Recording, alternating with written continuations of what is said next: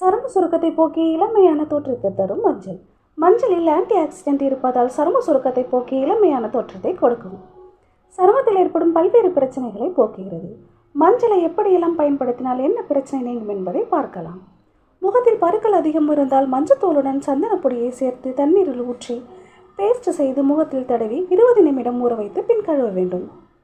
சருமத்தில் ஏற்படும் அரிப்பு, தேமல் போன்றவற்றிற்கு மஞ்சளுடன் வேப்பிலை கொழுந்து சேர்த்து அரைத்து பூசி வந்தால் சருமத்தில் உள்ள நோய்கள் குணமாகும்.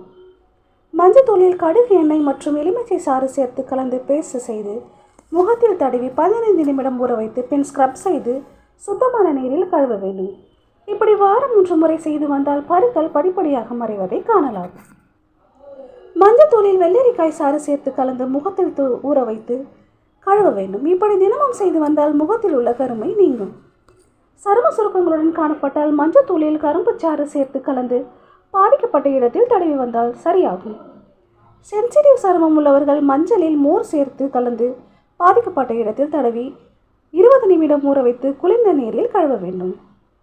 குதிகால் வெடிப்பு உள்ளவர்கள் தினமும் காலையில் 3 ஸ்பூன் மஞ்சத்தூளுடன் சிறு துளிகள் தேங்காய் எண்ணெயை சேர்த்து கலந்து தடவி 15 நிமிடம் ஊற வைத்து கழுவ வேண்டும்.